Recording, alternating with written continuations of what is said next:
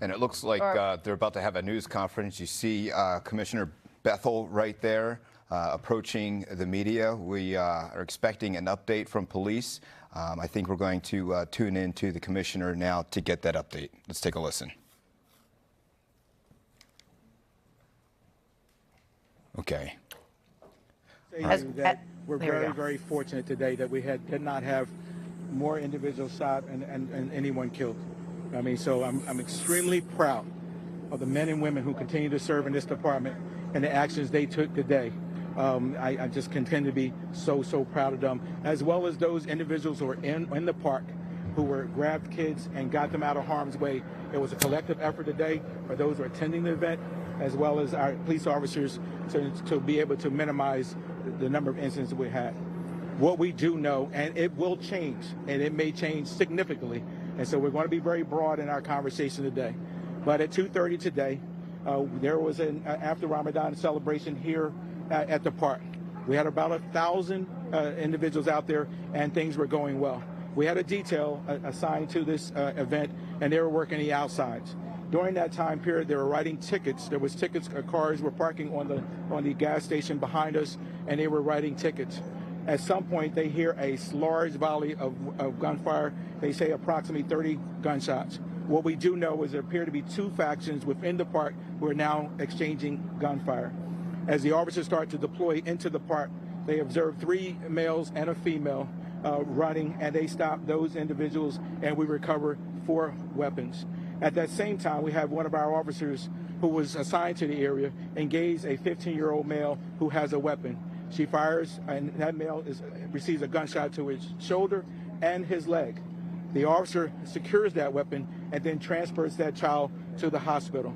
We have another individual who showed up who's 22 years old. He has a gunshot to his stomach, and we believe that may have happened during the gunfire. We also have another juvenile who showed up shortly after, within the last half an hour, at the hospital, who has a gunshot wound to his hands.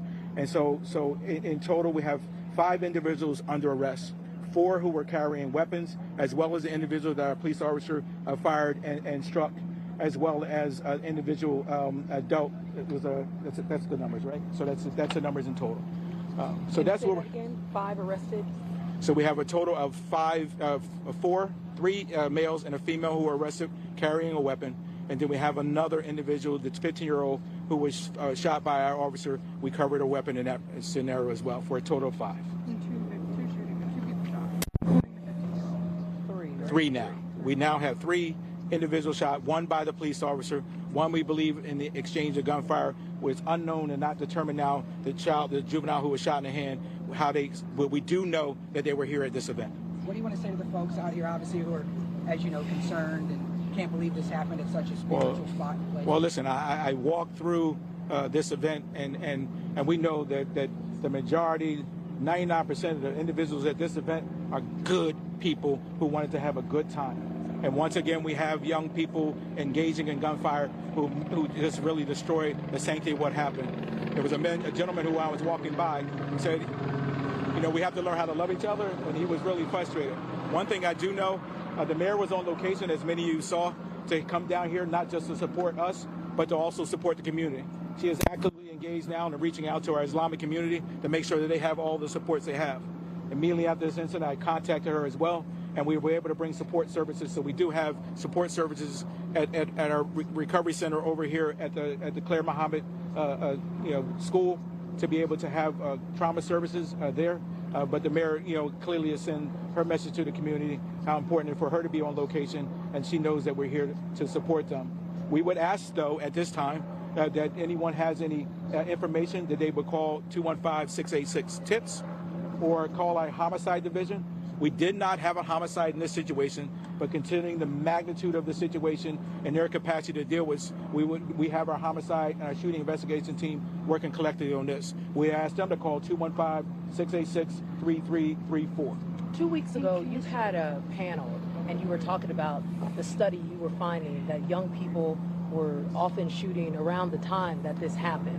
And you were really trying to dive into the context that can prevent more things like this happening. Judging from what you've learned from that study now, what would you apply to a situation like this? I don't know. In this case, we would apply it to this scenario only because schools closed today. Right.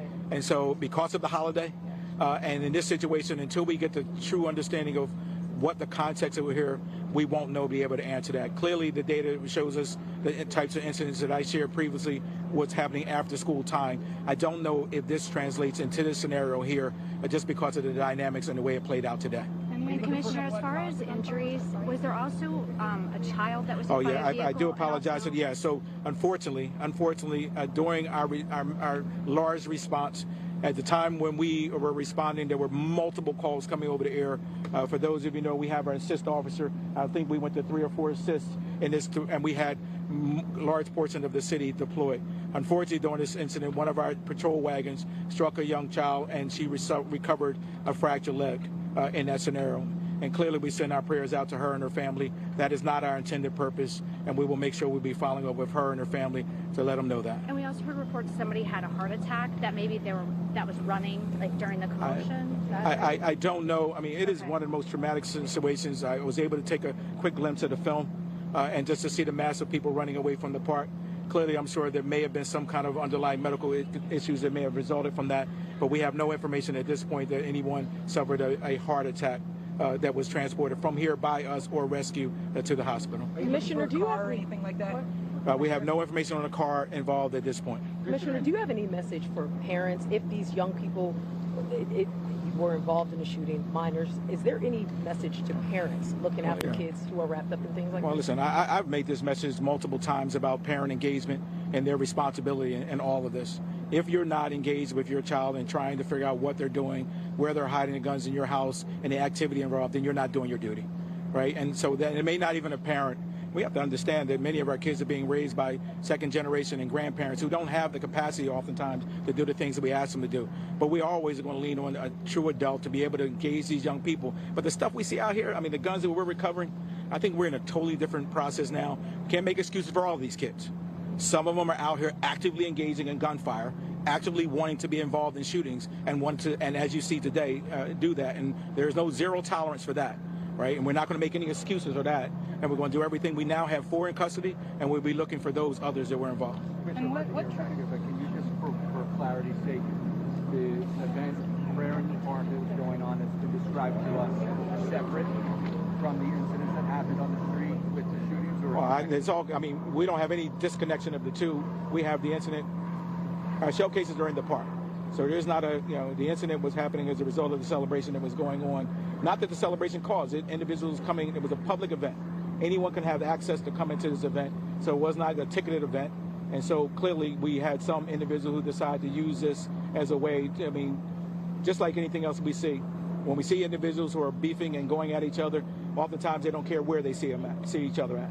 And so in this case, clearly they saw something going on in the park.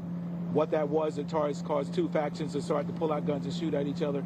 The investigation, we'll be looking into that. Commissioner, what are your thoughts on this 15-year-old coming into eye contact with this Philadelphia police officer and still having the officer have to shoot? Well, listen, I mean, I met with the officer. I commended for her actions. We're fortunate today that she was not fired upon, and at the same time fortunate that she did not have to take a juvenile's life.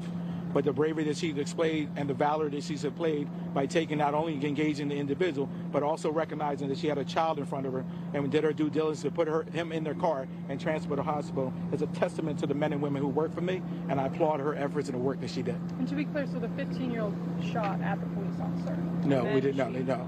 We don't. We were still investigating all of that. We don't know if that weapon was discharged at this point.